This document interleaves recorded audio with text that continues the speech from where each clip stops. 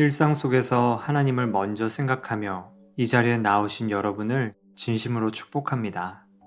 짧은 시간일지라도 하나님은 여러분의 음성을 놓치지 않으십니다. 하나님은 여러분의 기도를 통해 여러분의 삶을 더욱 풍성하게 하십니다. 주님께 품었던 여러 가지 질문들, 풀리지 않던 삶의 문제들, 모두 주님 앞에 내려놓아 보세요. 하나님께서 하늘의 지혜를 알려주실 것입니다. 그 은총의 자리로 나아가겠습니다.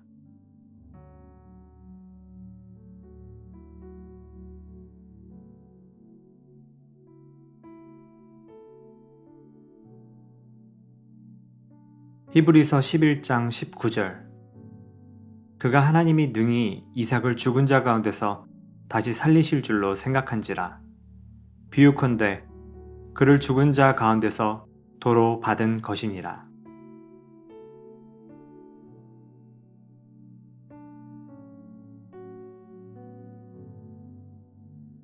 아브라함이 아들 이삭을 데리고 모리아산으로 향합니다. 하나님이 아브라함에게 그 아들을 제물로 바치라고 말씀하셨기 때문입니다. 산을 오르는 여정은 굉장한 긴장감 속에 진행이 됩니다. 아브라함과 이삭의 긴 침묵을 깨고 제물이 어디 있냐고 묻는 이삭, 산에 도착하여 이삭을 묶는 아브라함, 이삭을 내리꽂는 아브라함의 칼, 그리고 다급히 그 칼을 막으시는 하나님의 음성이 들리게 됩니다. 그런데 한 가지 인상 깊은 것은 아브라함의 모습입니다. 왜냐하면 아브라함의 모습이 한결같기 때문입니다. 사실 아들을 제물로 바치는 아버지의 심경이 어떻겠습니까? 그에게는 두려움과 절망, 실망과 분노의 감정이 가득해야 합니다. 그러나 아브라함은 그렇지 않았습니다. 다시 말해 아브라함에게 주어진 현실이 하나님을 향한 그의 믿음을 무너뜨리지 못했다는 것입니다. 어떻게 그럴 수 있었을까요? 히브리서 기자는 이 사실에 대해 이렇게 고백합니다. 그가 하나님이 능히 이삭을 죽은 자 가운데서 다시 살리실 줄로 생각한지라. 아브라함에게는 믿음이 있었던 것입니다. 인생의 가장 처참한 순간에서도 하나님은 모든 것을 선하게 바꾸실 것이라는 믿음이 분명하게 있었다는 것입니다.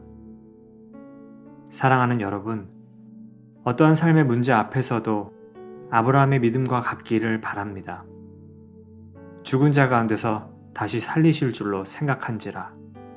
그 한마디를 기억하십시오.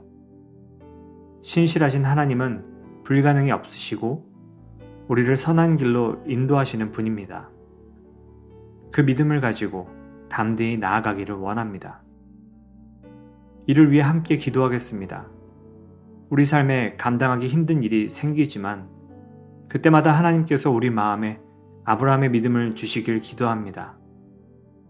현실을 넘어서는 능력을 우리 삶 가운데 베푸시는 하나님에 대한 경험이 아브라함과 같이 우리 삶의 고백이 되게 해달라고 함께 기도하겠습니다.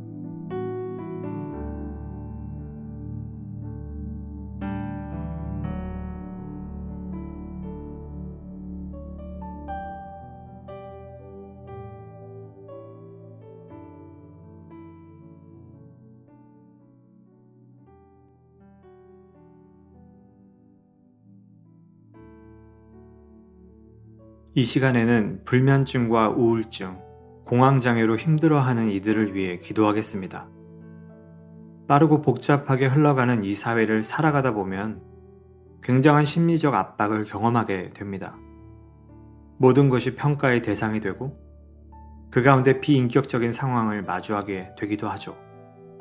그 스트레스가 쌓이다 보면 어느새 불면증, 우울증, 또 공황장애로 이어지게 됩니다.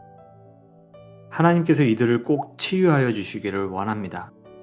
무엇보다 그들 마음에 아브라함과 같은 믿음, 즉 죽은 자 가운데서도 다시 살리실 능력의 하나님을 온전히 신뢰하고 깨끗하게 질병이 나을 수 있게 해달라고 이 시간 함께 기도하겠습니다.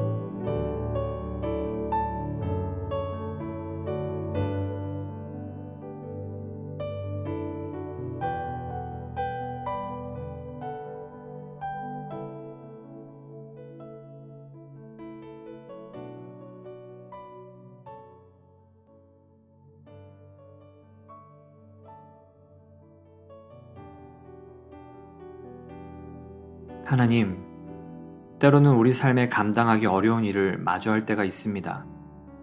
어찌할 바를 모르고 마음이 조급해질 때, 주께서 우리 마음 가운데 아브라함의 믿음을 허락해 주시길 소망합니다. 현실을 넘어서는 능력을 우리 삶 가운데 베푸시는 하나님을 노래할 수 있도록 신실한 하나님을 경험하게 하여 주시옵소서.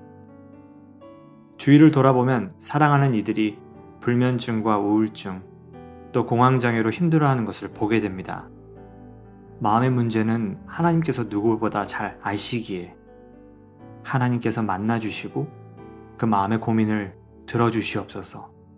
그리하여 깨끗하게 치유하여 주시기를 원합니다. 그래서 다시금 주님 안에서 기쁨을 되찾고 한 사람의 그리스도인으로서 이 사회에 담대하게 나아갈 수 있도록 은혜를 베풀어 주시옵소서.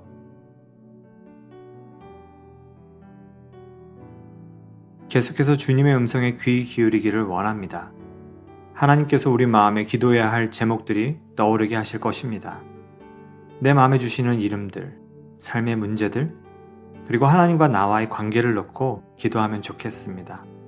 이 시간 하나님과 깊은 대화의 시간을 갖도록 하겠습니다.